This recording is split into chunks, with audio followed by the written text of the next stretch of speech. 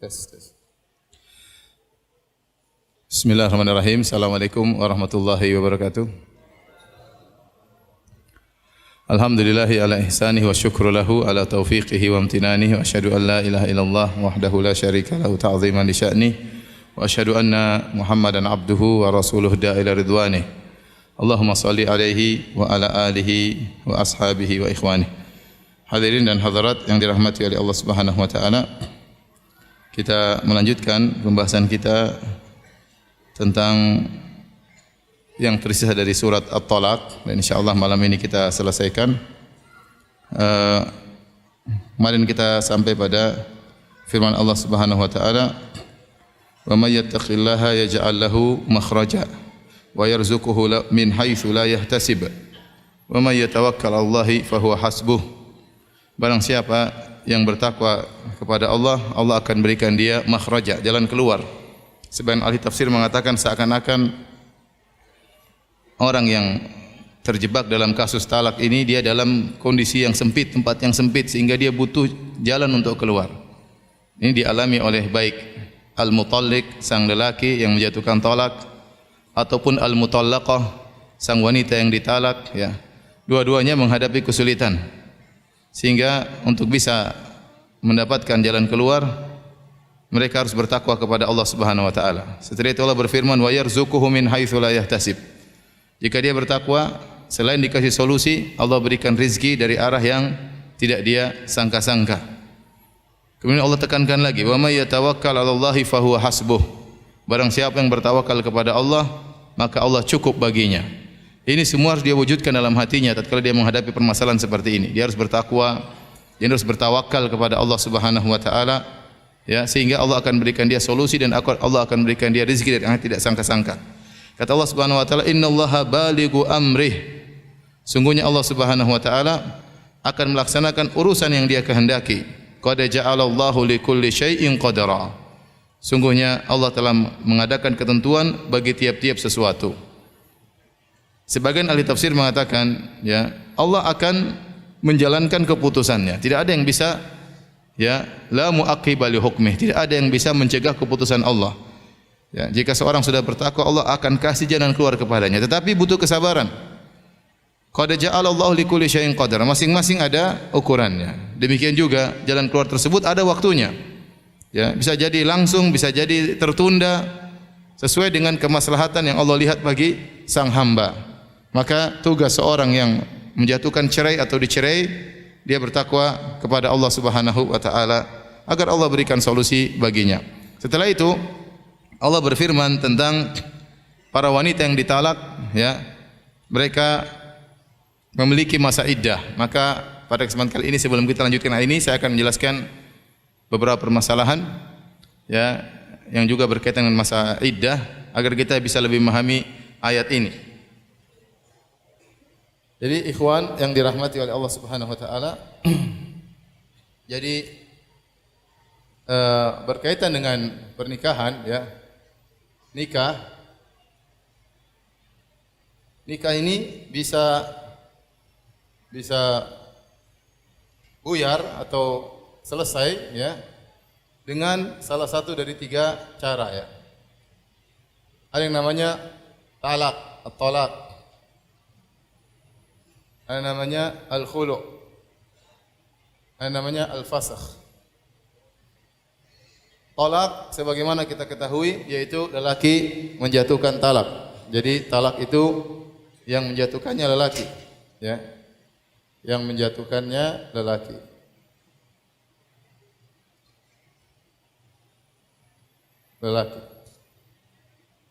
Adapun khulu' yang memintanya adalah wanita.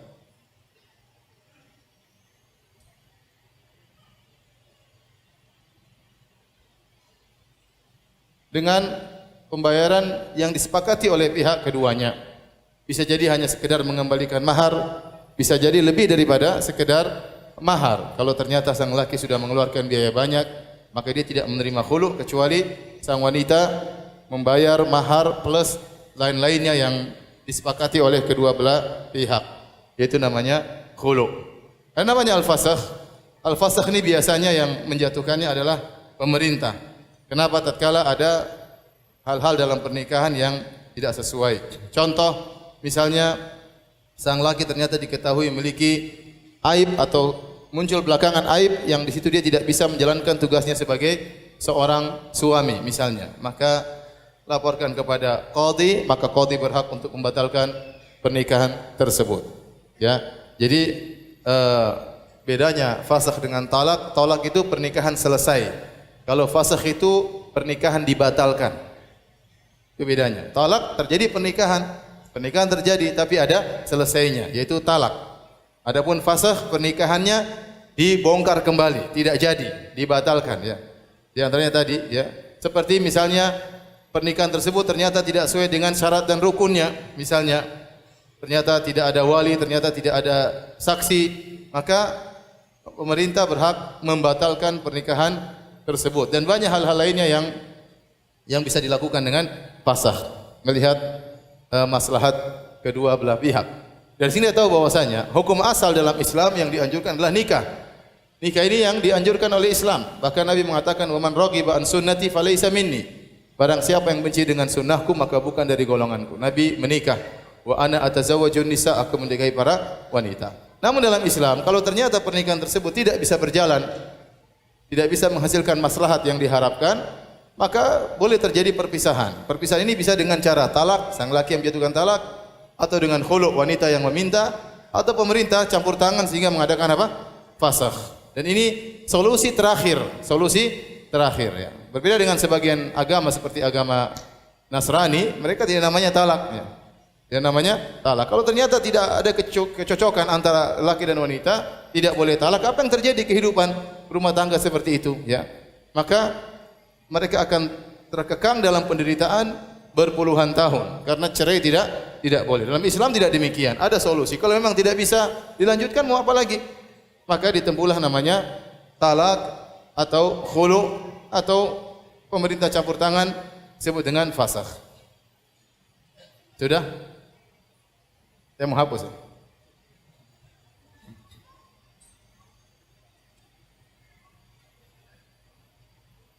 Sudah ya? Tinggal foto aja lama ya. Ya, kita lanjut. Karena kita dikejar waktu. Ya.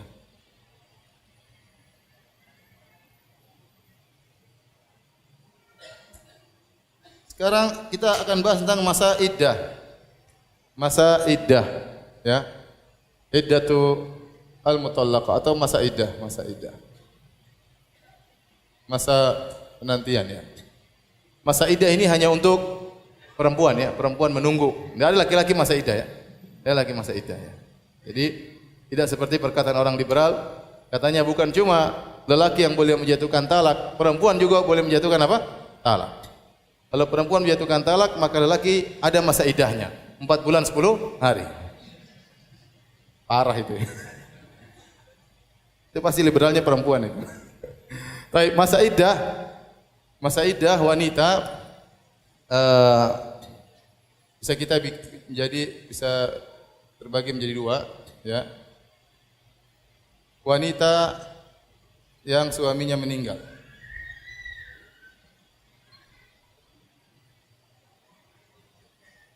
Kemudian wanita yang ditalak.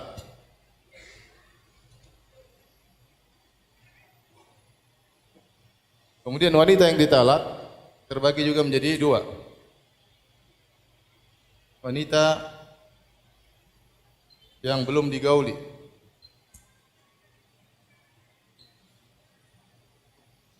Ini wanita yang sudah digauli. Sudah digauli. Yang digauli juga terbagi menjadi dua atau tiga.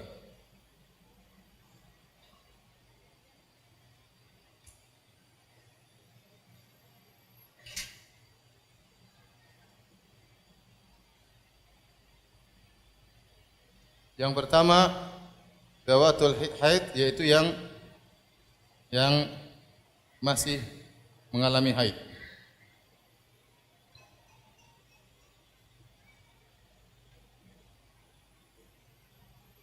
Yang kedua yang hamil.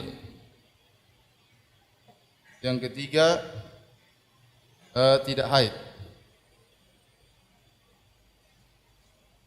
Tidak haid atau yang tidak haid ada dua ya. Saya jadi menopause atau masih belum balik. Masih belum haid. Ada yang ketiga ya, atau yang keempat sini ya, yang tidak diragukan haidnya. Baik, ini berkaitan dengan haid para wanita yang suaminya meninggal. Berapa masa iddahnya? 4 bulan? 4 bulan 10 hari. Ingat, ini semua berkaitan dengan hari Hijriah ya. Walladzina yatawaffawna minkum wa yadharuna azwajan yatarabbasna bi anfusihinna arba'ata asyhurin wa asyra.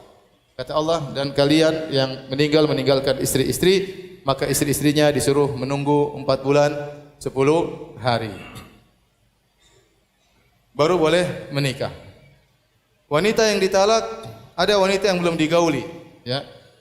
Menikah, akad nikah, baru berjalan seminggu, belum tinggal serumah, belum digauli, sudah dicerai. Dan ini mungkin terjadi, ya. Ini mungkin terjadi. Maka bagaimana masa iddahnya? Tidak ada masa iddahnya. Tidak ada masa iddah.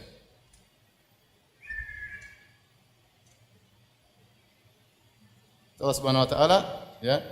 Wa ma lakum 'alaihinna min iddatin ta'taddunaha. Tidak ada kalau kalian menikahi para wanita, tsumma talaqtumuhunna min qabli an tamassuhunna, ya, kemudian kalian menceraikan sebelum kalian gauli, maka tidak ada masa iddah yang kalian tunggui, enggak ada. Wanita tersebut langsung boleh menikah. Kemudian kalau yang masih mengalami haid, maka salah satu quru. Wal mutalaqqatu yatarabbasna fi anfusihinna salah satu quru. 3 kali haid. 3 kali haid. Misalnya dia diceraikan di masa tahur, masa suci. Maka dia nunggu haid pertama, kemudian suci lagi, tunggu haid kedua selesai, suci lagi, tunggu haid ketiga selesai, begitu suci, maka sudah selesai masa iddahnya. Dia sudah boleh menikah dengan lelaki lain. Kalau yang hamil sampai melahirkan.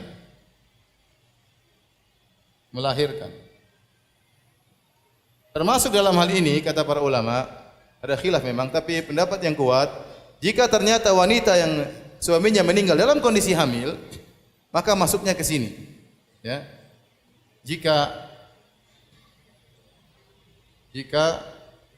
wanita yang suaminya meninggal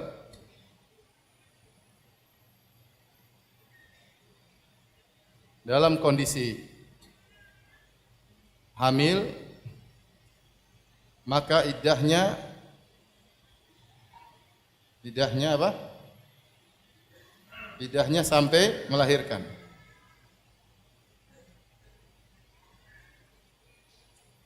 Sama ini. Ya. Adapun yang menopause, tidak haid atau yang diragukan haidnya, maka ini semuanya 3 bulan. Ini yang Allah sebutkan dalam surat At-Talaq, ya. 3-tiganya ini apa? 1, 2, dan 3 semuanya haidnya 3 bulan Hijriyah.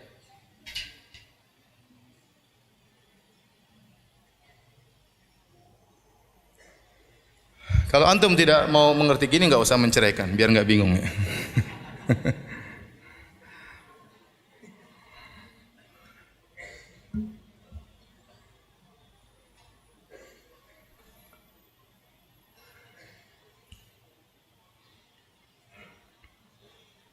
Sudah? Baik, kita lanjutkan.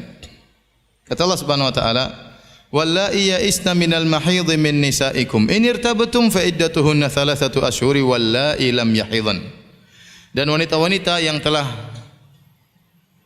putus asa dari haidnya, itu menopause, min nisaikum, para wanita, In irtabtum, jika kalian ragu, di sini ada beberapa tafsiran, di antaranya jika kalian ragu tentang haidnya, ya haidnya ternyata tidak teratur haid atau tidak, ya. Ada keraguan sama hukumnya, maka iddahnya 3 bulan. Iddahnya berapa? 3 bulan. Wallahi lam yahidhan. Demikian juga wanita yang tidak haid. Belum haid. Jadi ada seorang wanita menikah misalnya umur 6 tahun, ya. Kemudian mungkin di umur 9 tahun meskipun dia belum balik tapi dia sudah bisa untuk digauli. Kemudian suaminya menggaulinya. Kemudian ternyata dia cerai. Dia cerai wanita tersebut sebelum wanita tersebut haid. Maka wanita ini masa iddahnya sama. Berapa bulan? 3 bulan. Kemudian kata Allah, wa ulatul ahmali ajaluhunna ayyadhna hamlahun. Adapun wanita yang hamil maka masa iddahnya sampai dia melahirkan.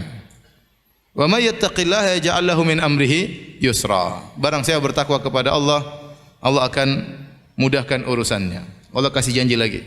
Harus bertakwa kepada Allah. Nanti urusannya dimudahkan oleh Allah Subhanahu wa taala. Karena berat. Cerai ini termasuk perkara yang sangat berat dihadapi oleh seorang dalam kehidupannya. Ya, mungkin lebih berat daripada kalau dia bangkrut dalam usahanya. Mungkin lebih berat tatkala mungkin dia dirampok atau yang lainnya. Cerai ini perkara berat, berkaitan dengan istri, berkaitan dengan anak-anak, berkaitan dengan status keluarga di masyarakat, berat. Makanya Allah janjikan banyak janji, yang penting bertakwa. Yang penting bertakwa. Kata Allah Subhanahu wa taala, "Dzalika amrullahi anzalahu ilaikum." Sungguhnya inilah perintah Allah yang Allah turunkan untuk kalian, kepada kalian. Jadi ini semua Allah turunkan buat kalian, maka perhatikan, ya.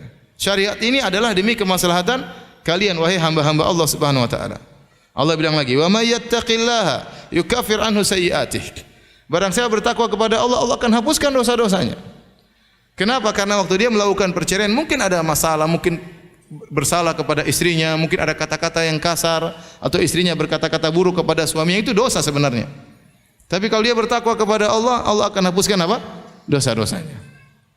Wa yu'dhim lahu ajra, bukan cuma itu, bahkan Allah akan besarkan pahalanya. Allah akan besarkan pahalanya. Coba tadi, wa may yattaqillaha ja'alu makhraja. Orang yang bertakwa Allah kasih jalan keluar. Wa yarzuqhu min haitsu la yahtasib. Allah beri rezeki dari arah yang tidak dia sangka-sangka. Wa may yatawakkal Allah fa huwa hasbuh. Barang siapa bertawakal kepada Allah, cukuplah Allah baginya. Kemudian tadi wa may yattaqillaha yaj'al lahu min amrihi yusra. Barang siapa bertakwa kepada Allah, Allah mudahkan urusannya. Allah mengatakan lagi, wa may yattaqillaha yukaffir anhu sayyi'atihi wa yu'dhim lahu ajra. 6 janji Allah berikan kepada orang yang bertakwa dalam masalah cerai. Yang ini mungkin tidak Allah sebutkan dalam masalah-masalah yang lain. Ini masalah pelik, masalah cerai, masalah apa? Pelik. Masalah berat. Setelah itu, Allah menyebut tentang hak-hak para wanita yang dicerai. Hak-hak wanita yang dicerai. Kata Allah Subhanahu wa taala, "Askinuhunna min haitsu sakantum mi wujudikum." Tempatkanlah mereka, istri-istri kalian yang kalian cerai, di mana kalian tinggal semampu kalian, mi wujudikum. Kalau kalian kebetulan tinggal di rumah yang bagus, biarkan mereka tinggal di situ. Kalau kebetulan rumah sederhana, ya semampu kalian. Ya, di mana jangan sebagaimana sudah kita sebutkan di awal pengajian, tidak boleh diusir wanita tersebut. Ya, la tukhrijuhunna min buyutihinna. Janganlah kalian mengusir mereka dari rumah mereka. Kata Allah, wala tudarruhunna litudayyiqu alaihin. Kalau kalian sudah menempatkan istri-istri kalian yang kalian cerai di masa iddahnya di rumah kalian, maka jangan kalian tudarruhunna, jangan kalian bikin kemudaratan kepada mereka. Litudayyiqu alaihin, agar kalian membuat mereka sempit, diganggu, diomelin, diejek-ejek sehingga dia tidak betah tinggal di rumah supaya dia pergi. Ini enggak boleh juga. Ya. Tinggal di rumah tapi tiap hari dimaki-maki. Tinggal di rumah tapi tiap hari diejek-ejek. Ya sudah, kewajiban Anda sudah ceraikan, taruh di rumah, sudah. Enggak usah ngomong sampai ini, enggak ada masalah. Tidak perlu Anda sakiti dirinya. Tinggal di rumah tapi tidak dikasih makan. Berarti membuat dia repot. Akhirnya dia harus telepon orang tuanya, akhirnya dia harus pergi meninggalkan rumahnya. Ini tidak boleh kata Allah Subhanahu wa taala. Ini wanita pernah Anda gauli, dia punya hak. Punya hak, ya. Harus ditunaikan. Ini bagaimana perhatian Allah terhadap hamba-hambanya, ya. Wa in kunna ulati hamlin, kata Allah, jika ternyata wanita yang kalian ceraikan tersebut adalah sedang hamil, fa anfiqu alaihinna hatta yadhna hamlahun. Maka berilah infak kepada dia, kepada mereka sampai mereka melahirkan. Semuanya wajib dikasih infak, ikhwan. Semua wanita ini wanita ini yang diceraikan, ya, baik yang semua ini, yang ada masa iddahnya semua ini wajib dikasih infak, kecuali talak 3. Kecuali talak apa? Talak 3. Kalau talak 3, tidak wajib tinggal di rumah, enggak dikasih infak karena sudah bukan istrinya lagi. Karena bukan, ada khilaf, tapi yang benar itu, yang benar pendapat tersebut. Semuanya wajib dikasih infak. Tapi kenapa, ya, Allah mengkhususkan wa in kunna ulati hamlin, kalau istri-istri kalian ternyata sedang hamil. Karena ini perlu perhatian khusus. Perhatian khusus pertama apa? Dalam perutnya ada anak kalian. Yang kedua, waktunya terkadang panjang, bukan 3 bulan, 9 bulan bisa jadi. Maka seorang suami yang sudah menceraikan istrinya dalam kondisi hamil harus memperhatikan secara khusus. Karena kok lama sekali masa iddahnya, saya harus infak selama 9 bulan. Iya. Ya, sampai dia melahirkan, kau harus beri infak kepada wanita tersebut. Maka dari situ Allah menyebutkannya secara khusus. Kata Allah Subhanahu wa taala, "Wa in kunna ulati hamlin fa anfiqu 'alaihinna hatta yadh'na hamlahun." Jika mereka dalam kondisi mengandung, maka berilah infak kepada mereka sampai mereka melahirkan. Fa in ardha'na lakum fa atuhunna ujurahun. Kalau ternyata wanita yang kau cerai tersebut menyusui anakmu, ya, maka kau harus kasih upah bagi wanita tersebut. Ini wanita kalau masih istrimu, dia susui anakmu gratisan. Karena dia istrimu dan susu milikmu, ya. Sehingga kalau ada anak kecil nyusu dari istrimu tadi, istrimu jadi ibu susuannya, kamu jadi bapak susuannya. Paham? Itu sisi susu milikmu. Tapi waktu kau sudah cerai, enggak. Ini kau harus bayar. Harus apa? Bayar. Kata Allah Subhanahu wa taala, "Fa in ardha'na lakum fa atuhunna ujurahunna." Kalau ternyata dia, padahal dia menyusui anaknya sendiri, tetapi kau harus bayar. Kau harus berinfak kepada dia, ya. Karena mungkin masih di masa iddah, dan kau harus kasih upah lagi selain infak. Selain infak makan, kau harus kasih apa? Upah, karena dia sedang menyusui anakmu. Upah yang wajar. Kata Allah, "Wa tamiru bainakum bima'ruf." Hendaknya kalian saling sepakat di antara kalian. Musyawarah. Berapa kira-kira sebulan ongkos nyusui? Emang ongkos nyusui ringan, berat nyusui loh. Enggak gampang. Kasihan ibu-ibu kalau nyusuin apa? Meskipun anaknya sendiri, ya. Jangan bilang, itu anakmu sendiri. Enggak mau kasih susu, mati biarin aja. Enggak boleh. Harus bayar. Ini aturan dari Allah Subhanahu wa taala. Harus bayar. Kata Allah Subhanahu wa taala, "Wa in ta'asartum," kalau ternyata tidak sepakat. Kata bekas suaminya 500.000 per bulan. Kata istrinya, bekas istrinya 1.500.000. Ribut. Kan susu saya yang beli. Apa kan saya kasih makan kamu, kamu bergizi, gizinya dari saya. Ya. Tetap 500.000. Ongkos makan beda, ongkos susu beda. Kata istrinya, enggak, 1,5 juta. Ribut. Subhanallah. Bisa jadi terjadi demikian. Karena sudah berpisah, terkadang lelaki jengkel kepada istrinya, istrinya jengkel kepada suaminya. Yang jadi korban anaknya. Dia ingin menyakiti hati bekas suaminya dengan membuat penderitaan kepada anaknya sendiri. Dan terkadang sang lelaki jengkel sama bekas istrinya, dia ingin bikin jengkel istrinya dengan tidak kasih nafkah kepada istrinya. Oleh karena sebagian ulama mengatakan ini dalil bahwasanya Allah lebih sayang kepada antum daripada orang tua antum. Bisa jadi orang dalam kondisi demikian. Allah tetap perhatikan, kata Allah, "Wa in ta'asartum." Kalau ternyata mereka berdua tidak sepakat, sang ibu tidak mau menyusui anaknya sendiri, kata Allah, "Fasaturdi'u lahu ukhra." Maka wajib bagi sang lelaki untuk mencari ibu susuan yang lain, bayar. Ya. Wajib bagi, maka akan disusuin oleh wanita lain. Isyarat bahwasanya sang lelaki wajib untuk mencarikan ibu susuan bagi anaknya tersebut jika ibu kandungnya tidak mau menyusui. Dan ini mungkin terjadi, dan maka apa Allah turunkan ayat ini karena mungkin apa? Terjadi. Kemudian kata Allah Subhanahu wa taala, "Liyunfik dzu sa'atin min sa'atih."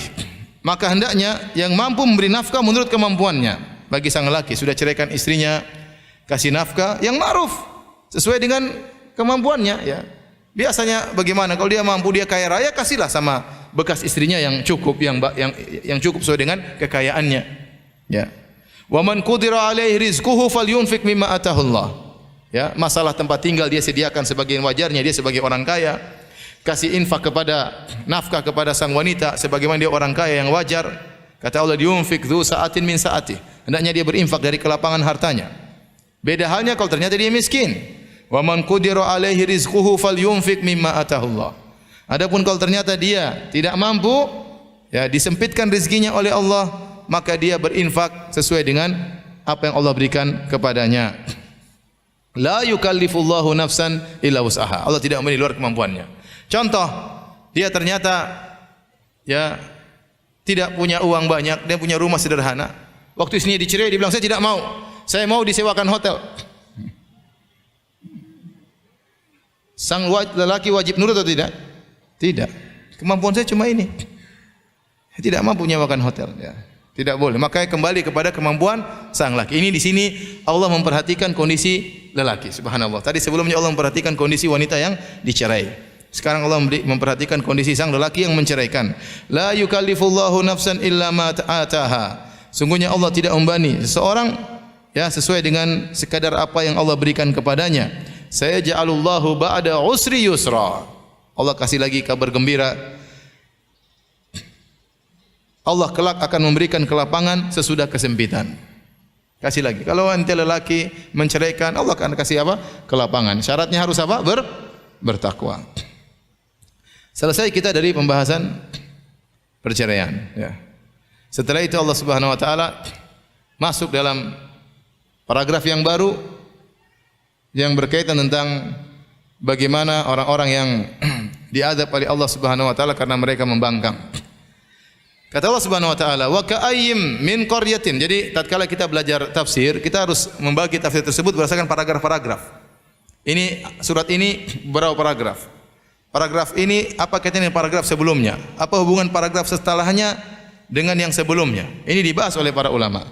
Sehingga kita tahu kenapa paragraf ini diletakkan setelah ini. Ya, kadang-kadang ada namanya di tengah-tengah masuk kembali lagi kepada paragraf yang lain. Ini semua dibahas oleh para ulama. Allah berfirman, wa ka'ayyim min qaryatin atat an amri rabbiha wa rusulih. Dan berapa banyak penduduk negeri yang mendurhakai perintah Tuhan mereka dan rasulnya. Fahasabnaha hisaban syadida. Maka negeri itu kami hisab, penduduknya kami hisab dengan hisab yang keras. Hisab di sini maksudnya bukan hisab pada hari kiamat, tapi kami mengadakan perhitungan dengan mereka. Kami berikan perhitungan yang tegas kepada mereka. Wa adzabnaha adzaban nukra. Maka kami mengadab mereka dengan azab yang mengerikan. Allah berbicara tentang hukuman dunia. Fadzaqat wabala amriha wa kana aqibatu amriha khusra. Maka mereka merasakan akibat yang buruk dari perbuatan mereka. Wa kana aqibatu amriha khusra, dan sungguhnya akibat perbuatan mereka adalah kerugian. Setelah itu Allah berfirman, "A'addallahu lahum 'adzaban syadida." Allah siapkan bagi mereka azab yang pedih, azab di akhirat. Azab di akhirat. Tadi sebelumnya Allah berbicara tentang hukuman di dunia. Setelah Allah berikan hukuman yang keras, yang mengerikan, setelah itu Allah siapkan pula azab di akhirat. Hadirin hadirat yang Allah Subhanahu wa taala. Apa kaitannya paragraf ini dengan masalah perceraian? Sebenarnya ahli tafsir menjelaskan bahwasanya Allah mengingatkan masalah cerai ini masalah berat. Makanya Allah mengatakan tilka hududullah. Wa may yata'adda hududallahi faqad dzalama nafsah. Ini adalah batasan-batasan Allah. Barang siapa yang melanggar batasan-batasan Allah, maka dia telah menzalimi dirinya sendiri. Dzalikum yu'adzu bihi man kana yu'minu billahi wal yaumil akhir. Ini adalah peringatan yang Allah berikan kepada orang yang beriman kepada Allah dan hari akhirat. Seakan-akan Allah berkata, jangan sampai melanggar batasan-batasan yang Allah atur dalam masalah perceraian. Maka Allah akan berikan siksaan. Tentu tidak sama dengan yang Allah sebutkan tadi, tapi sama-sama. Ini suatu negeri-negeri ini disiksa oleh Allah karena mereka melanggar batasan-batasan Allah. Nah, antum juga tatkala melakukan perceraian ternyata melanggar hukuman-hukuman Allah, maka akan ada melanggar hukum-hukum Allah, maka Allah akan berikan hukuman-hukuman siksaan-siksaan bagi kalian. Bukan mungkin siksa batin, mungkin hilangnya kebahagiaan dan berbagai macamnya. Oleh karenanya orang yang melakukan perceraian atau baik yang mencerai atau dicerai, banyak di antara mereka tidak bertakwa kepada Allah. Ya. Padahal kalau mereka bertakwa kepada Allah, mereka menceraikan dapat pahala, dan yang dicerai menghadapi perceraian dengan ketakwaan juga dapat pahala. Namun tatkala sang laki dan wanita melanggar aturan-aturan Allah dalam kasus perceraian, maka mereka diberi kesengsaraan oleh Allah Subhanahu wa taala. Diberi kesengsaraan. Ya. Susah, kehidupan susah, bahagia, kehidupan ekonomi terkadang apa? Susah. Terkadang kehidupan ekonomi baik tapi anak-anak jadi kacau. Ya, kenapa? Allah kasih ya kesengsaraan. Kenapa? Karena mereka melanggar batasan-batasan Allah dalam kasus perceraian. Maka Allah sebutkan tentang bagaimana negeri-negeri yang Allah hancurkan gara-gara mereka membangkang perintah Allah Subhanahu wa taala. Maka Allah berfirman, "Fattaqullaha ya ulil albabil ladzina amanu." Maka bertakwalah kepada Allah wahai orang-orang yang mempunyai akal. Orang-orang yang beriman. Jadi masalah cerai ini ternyata rawan ya ikhwan. Kalau antum bertakwa betapa banyak yang janji Allah tadi sudah sebutkan banyak sekali. Ya. Wa may yattaqillah wa may yattaqillah wa may yattaqillah banyak sekali. Ya. Tapi kalau antum melanggar juga repot. Maka ada ancaman-ancamannya. Allah kasih perumpamaan dengan negeri-negeri yang melanggar perintah Allah Subhanahu wa taala. Kata Allah, "Fattaqullaha ya ulil albabil ladzina amanu." Bertakwalah kepada Allah wahai orang-orang yang berakal, yang beriman. Ini dalil bahwasanya orang yang beriman harus berakal. Orang beriman cerdas, bisa melihat bagaimana aturan-aturan Allah Subhanahu wa taala. Qad anzalallahu ilaikum dzikra. Sungguhnya Allah telah menurunkan peringatan kepada kalian. Dzikran, peringatan. Apa peringatan tersebut? Rasulan yatlu alaikum. Peringatan tersebut disampaikan oleh seorang rasul. Yatlu alaikum ayatillah. Yang dia membacakan kepada kalian ayat-ayat Allah, mubayyinatin, yang dijelaskan, liyukhrijal ladzina amanu, ya, agar mengeluarkan orang-orang beriman wa amilus solihat, dan beramal saleh, minadz zulumati ilan nur, dari kegelapan menuju cahaya yang terang benderang. Ini dalil para hadirin, ya, dan bahwasanya di antara tugas utama Nabi sallallahu alaihi wasallam adalah yatlu alaikum ayatillah, membacakan ayat-ayat Allah, mubayyinat, yang menjelaskan. Artinya bukan cuma dibaca, dijelaskan maksud ayat-ayat ini. Ini tugas utama Nabi sallallahu alaihi wasallam. Ya. Ini disebutkan dalam beberapa ayat, ya. Bahwasanya Nabi sallallahu alaihi wasallam ya yatlu alaihim. Nabi sallallahu alaihi wasallam membacakan kepada mereka ayat-ayat Allah Subhanahu wa taala. Fungsinya apa?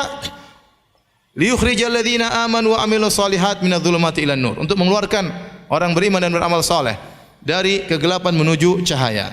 Makanya di antara hal yang paling ampuh untuk mengeluarkan seorang dari kegelapan menuju jalan terang benderang, dari kesengsaraan menuju kebahagiaan adalah baca Al-Quran. Dengan tafsirnya tentunya. Dengan tafsirnya. Dibaca saja tidak mengerti tafsir repot. Ya. Karena ayat tersebut dijelaskan oleh Nabi SAW. Jadi ini isyarat untuk berbanyak majelis-majelis tafsir. Karena ayat-ayat Allah Subhanahu wa taala kalau dibaca dan dijelaskan maknanya, maka itu menambah iman. Saya sudah sampaikan kepada antum di awal pengajian bagaimana Ibnu Qayyim berkata, qira'atu ayatin bitafakkurin wa tafahumin wa ta'aqqulin khairun min khatmah. Baca satu ayat saja tapi dengan dipahami, ditadabburi, dimengerti maknanya lebih baik daripada khatam Quran. Lebih baik daripada khatam Quran. Yang ngomong siapa? Ibnu Al-Qayyim rahimahullahu taala. Demikian juga Ibnu Jarir At-Tabari berkata, aku heran dengan suatu kaum, bagaimana mereka bisa berlezat-lezat membaca Al-Quran sementara mereka tidak mengerti kandungannya, tidak mengerti tafsirnya. Ya. Maka seorang berusaha, kalau dia sudah hafal juz amma, ya dia berusaha untuk mempelajari tafsirnya. Dia sudah hafal juz 29, dia berusaha mempelajari apa? Tafsirnya. Sehingga kalau dia baca, meresap dalam dadanya, dia ngerti ayat ini maksudnya apa, ayat ini maksudnya apa. Kata Allah Subhanahu wa taala, "Wa may yu'min billahi wa ya'mal salihan yudkhilhu jannatin tajri min tahtihal anhar." Barang siapa beriman kepada Allah dan beramal saleh, maka Allah masukkan dia ke dalam surga-surga yang mengalir di bawahnya sungai-sungai. Khalidina fiha abada. Mereka kekal dalam surga selama-lamanya. Qad ahsanallahu lahu rizqa. Sungguh Allah memberikan rizki yang baik kepadanya. Ini juga dalil bahwasanya barang siapa beriman beramal saleh baru bisa masuk surga. Yang surga tersebut penuh dengan kenikmatan yang tidak bisa dibayangkan, yang kenikmatan tersebut abadi, ya. Maka orang kalau masuk surga harus beramal soleh. Tidak beramal soleh tidak masuk surga. Dan dalam banyak ayat Allah mengatakan, udkhulul jannata bima kuntum ta'malun. Ya. Masuklah kalian surga karena apa yang kalian kerjakan di dunia. Bima aslaftum fil ayyamil khaliyah. Dalam ayat yang lain, masuklah kalian surga, nikmati kenikmatan surga karena apa yang telah kalian lakukan tatkala di dunia. Maka ingat, walikullin darajatun mimma amilu. Masing-masing di surga memiliki derajat berdasarkan amalan mereka. Allah punya barometer untuk meletakkan manusia dalam surga. Di surga tidak satu tingkatan. Kalau surga satu tingkatan maka Allah tidak adil. Allah Maha adil. Maka sebagaimana di surga darajat, di neraka juga darokat. Neraka juga ada tingkatannya, surga juga ada tingkatannya. Yang menjadikan barometer Allah untuk menentukan si fulan di derajat yang mana, apa barometernya? Amal saleh. Amal saleh. Ya. Bahkan kita di dunia adalah sarana untuk beramal saleh. Sejauh mana Anda beramal saleh, sejauh itulah tingkatan Anda di surga. Sejauh mana Anda bermaksiat, semakin turun Anda kedudukannya di akhirat kelak. Dan ingat, kenikmatan kata Allah khalidina fiha abada. Kenikmatan yang selama-lamanya dan abadi. Di sini Allah sebutkan di antara nikmat surga, Allah mengatakan jannat, taman-taman, tajri min tahtihal anhar, yang mengalir di bawahnya apa? Sungai-sungai. Sebagian orang liberal mengatakan ini Al-Qur'an konteksnya turun kepada orang-orang Arab Badui ya. Kenapa yang disebutkan taman-taman dan apa? Sungai-sungai. Kita enggak perlu taman-taman, kita enggak perlu apa? Sungai-sungai. Sehingga mereka ingin mengkokohkan ya metode tafsir mereka yang mereka namakan hermeneutika, yang ingin mereka mengatakan bahwa Al-Qur'an ini ya bahasanya dari Muhammad sallallahu alaihi wasallam.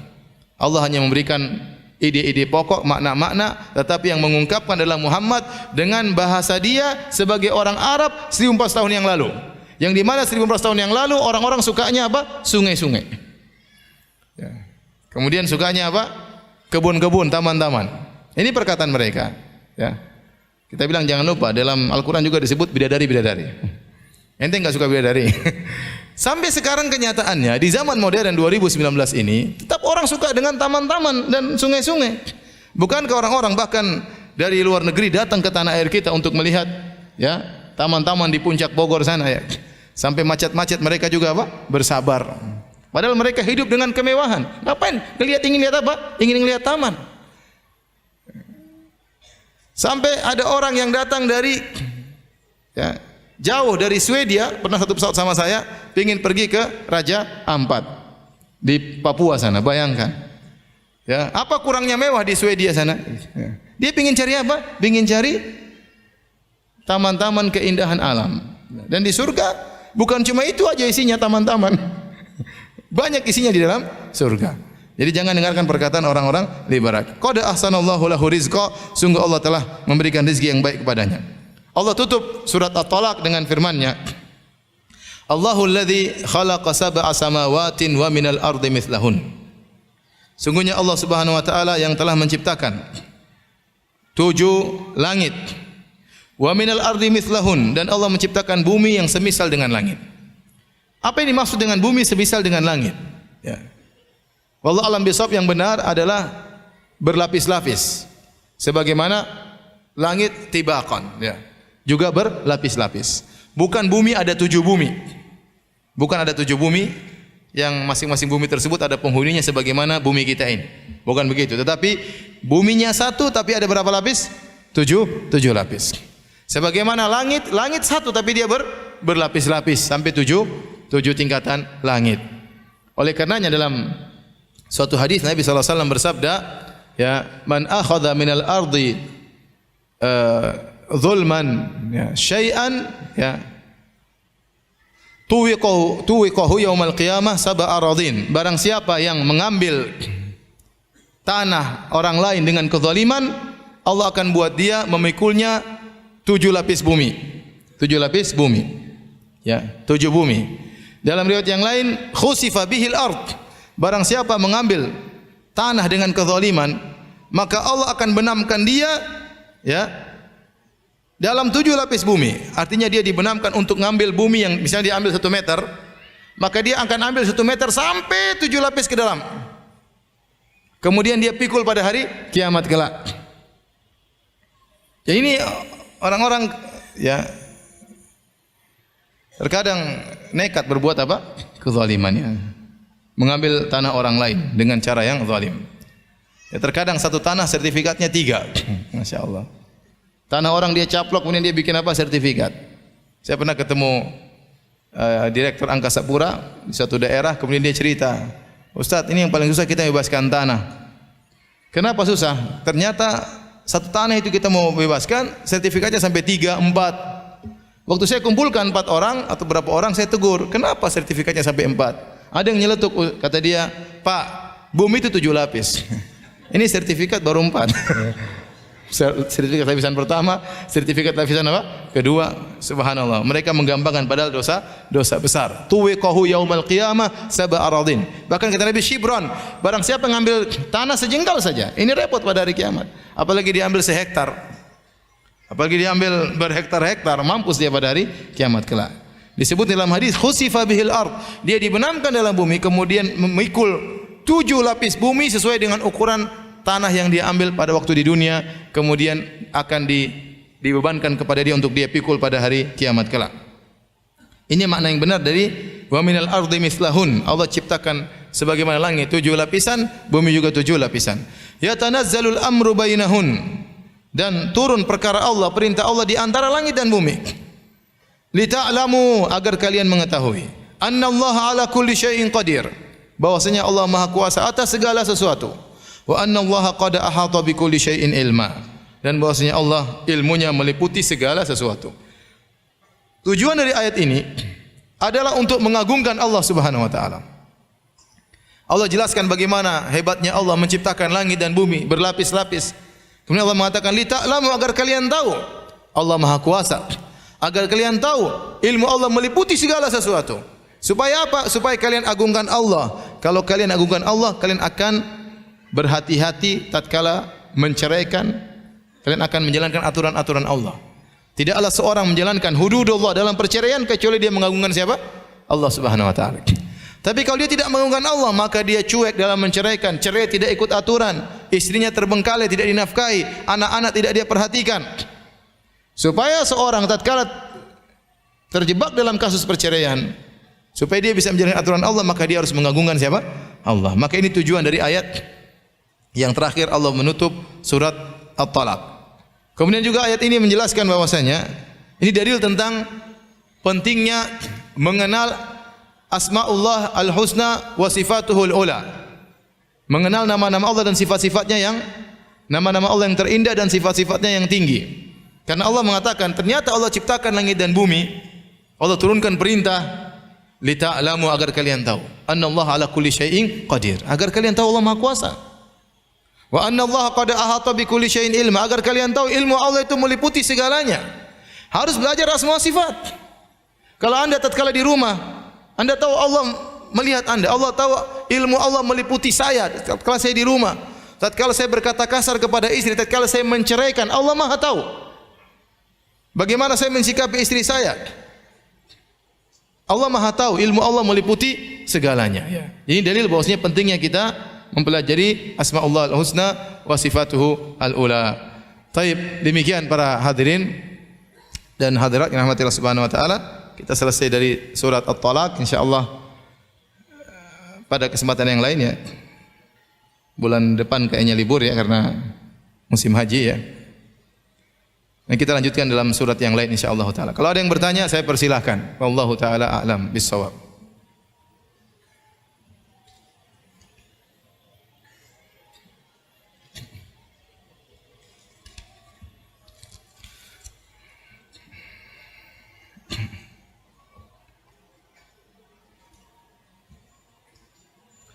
Ustaz, alhamdulillah anak ikut kajian sunnah sudah 3 tahun. Namun pemahaman agama anak masih minim. Susah paham dan sering futur. Mohon nasihatnya supaya masuk kategori ayat atau hadis, barang siapa yang Allah kehendaki kebaikan, maka Allah fahamkan agama baginya ya.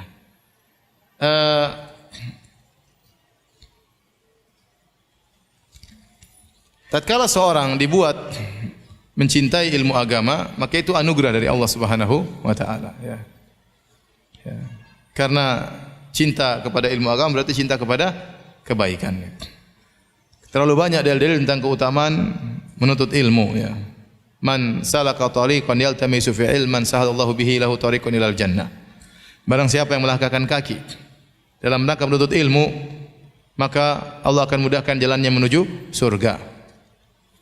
Kenapa disebutkan khusus tentang menuntut ilmu? Padahal semua langkah kaki yang kita tujukan untuk beribadah semuanya mendekatkan kepada surga. Kita melangkahkan kaki berbakti kepada orang tua juga mendekatkan kepada surga. Kita melangkahkan kaki untuk membantu anak yatim, fakir miskin, kita juga didekatkan kepada surga. Kita melangkahkan kaki untuk umrah, untuk haji, semuanya mendekatkan kepada surga. Namun kata para ulama, kenapa dikhususkan man salaka tariqan yaltamisu fi ilman? Barang saya menempuh jalan untuk menuntut ilmu, dimudahkan jalan menuju surga. Kata para ulama, karena jalan termudah untuk mau surga adalah menuntut apa? Ilmu. Jalan termudah.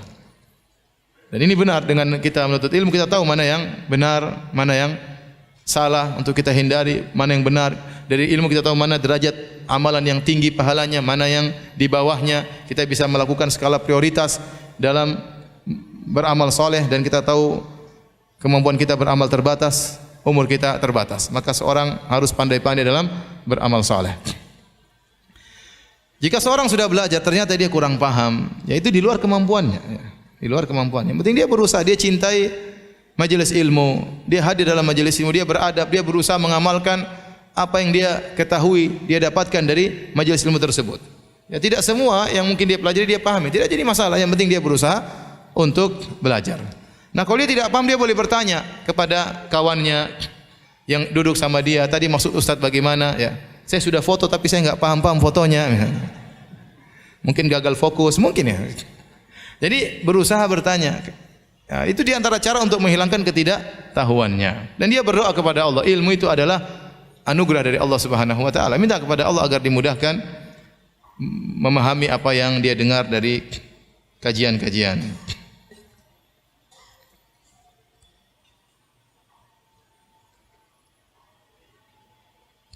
Ada wanita, apabila wanita ditalak satu dan sudah rujuk kembali, dan selang waktu berjalan, sudah lama berjalan waktu, wanita tersebut ditalak lagi, maka bagi wanita itu talak satu atau talak dua, Ustaz? Itu baru talak dua. Bagaimana proses terjadinya talak tiga? Tinggal satu kali lagi. Satu kali lagi berarti sudah talak tiga. Jadi ibu ini sudah dua kali ditalak, maka jangan macam-macam. Hati-hati. Kalau kita anti sudah tahu anti sudah ditalak dua kali, entah kesalahan dari anti atau suami anti yang kurang ajar, ya kita enggak tahu ya. Ya. Tapi anti harus hati-hati. Jangan mengedepankan emosi, jangan bikin suami emosi. Kalau anti tidak memikirkan diri anti, pikirkan anak-anak. Ya, bagaimanapun anak-anak tidak tinggal sama orang tuanya, mereka akan depresi, mereka akan stres, mereka akan sedih melihat orang lain yang kemudian mungkin bersama ayah dan ibunya, dia tidak. Dan itu terjadi. Oleh karenanya seorang wanita yang sudah ditalak dua kali, entah yang salah dia atau suaminya, maka dia harus berusaha menjadikan kondisi rumah tangganya kondusif, tahan diri, jangan cepat emosi. Ya.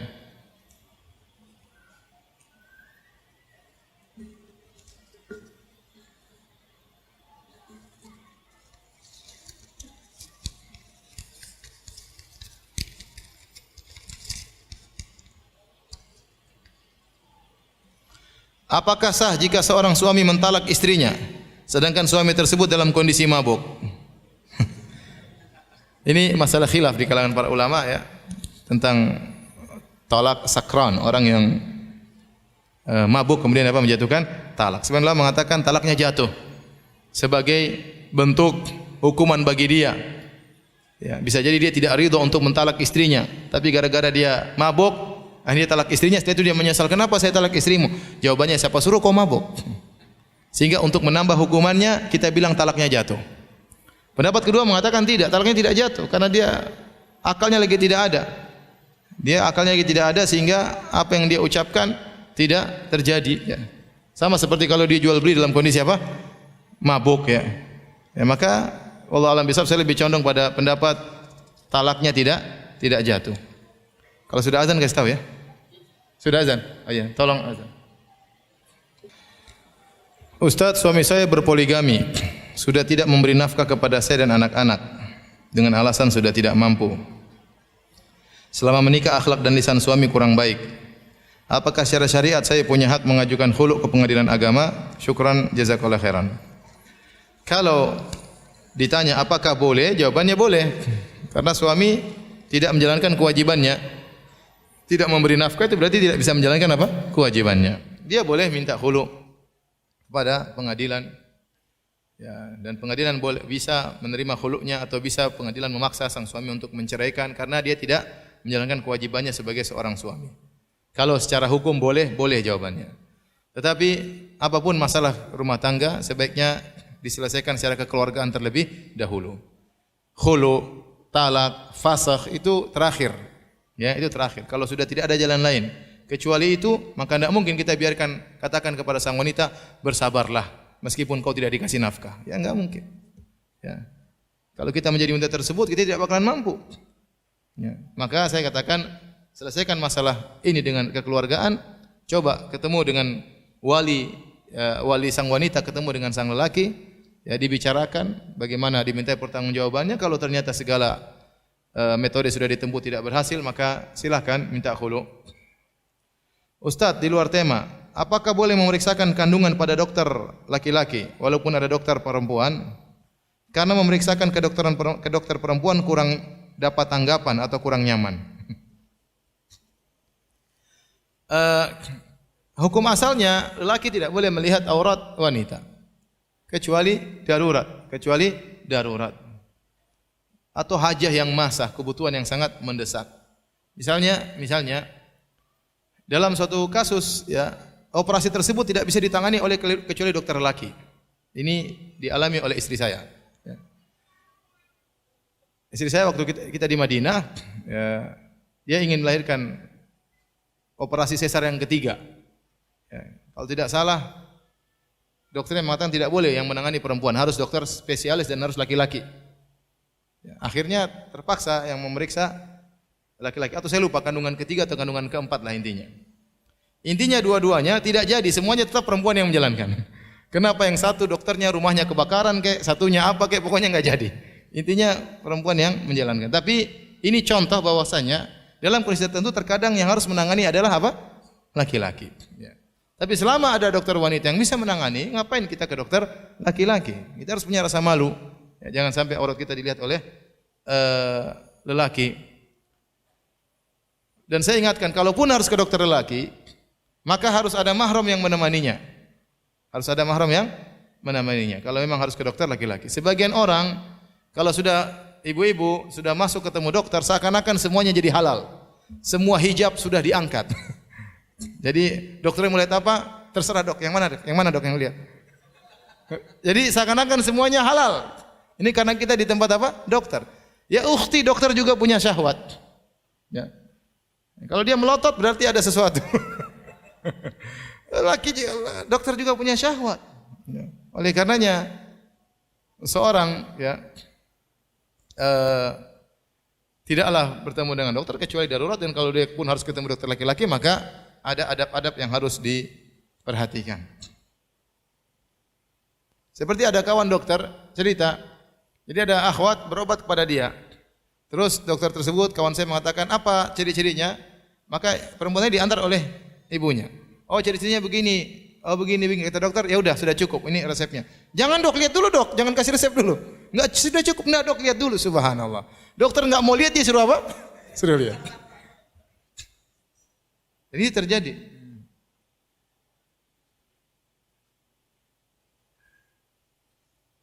Ustaz, bagaimana jika seorang ikhwan menikahi seorang akhwat yang telah ditinggal suaminya lebih dari setahun tanpa diberi nafkah? Namun itu telah mengajukan cerai pada pihak KUA, tetapi dengan waktu yang singkat seorang akhwat menikah dengan seorang ikhwan tersebut. Jadi kalau seorang wanita ditinggal oleh suaminya setahun, tidak ada berita, tidak ada, maka dia berhak lapor kepada KUA. Kalau KUA menjatuhkan cerai, ya sudah, berarti jalan masa iddahnya. Harus ikut aturan. Ya. Kalau sudah kamu fasakh atau kamu dicerai, ya maka ada aturannya. Tidak langsung dinikahi. Wallahu a'lam bishawab. Ustaz, suami saya pernah berkata cerai 4 kali. Sekali berucap cerai. Apakah sudah jadi talak 3 atau belum? Tapi suami saya benar-benar khilaf. Maksudnya benar-benar lupa diri. Dan dia tidak bermaksud untuk menceraikan. Cerai, saya tidak bermaksud. Kenapa 4 kali disebutkan? Allah alam bisawab. Apa maksud dia mengatakan cerai-cerai? Apakah dia mau cerai-cerai itu maksudnya sekali cerai tapi dia menekankan? Pokoknya cerai, tidak ada yang lain. Mungkin itu berarti talak satu. Cuma dia tekankan. Atau maksud dia cerai. Berarti tiga, talak tiga. Kemudian masalah seorang mengucapkan talak tiga dalam satu majelis khilaf juga di kalangan para ulama. Jumhur ulama 4 mazhab berpendapat jika seorang mengucapkan talak tiga dalam satu majelis jatuh talak tiga. Syekhul Islam Ibnu Taimiyah rahimahullah taala mengatakan jatuh cuma talak satu karena talak tiga dalam satu majelis itu bukan talak yang syar'i. Jadi yang teranggap cuma satu talak. Tapi 4 mazhab mengatakan jatuh talak tiga. Tapi wallahu alam bisawab, saya lihat kondisi lelaki ini, apakah dia bermaksud jatuhkan talak tiga atau dia hanya menekankan apa? Talak satu tapi dia ulang-ulang, artinya tidak ada jalan lain. Pokoknya cerai pokoknya. Istrinya istri hitung 1, 2, 3, 4. Sudah 10 mas.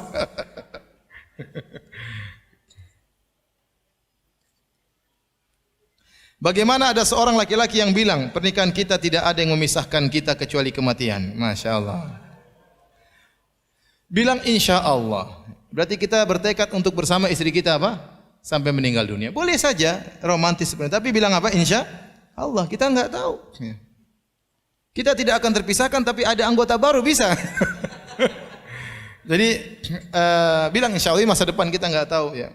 Enggak tahu, bisa di tengah jalan terjadi perceraian, kita tidak ingin bercerai. Tapi kalau kita bilang sama istri kita bilang insya Allah, ya jangan lupa. Kita enggak tahu tentang takdir.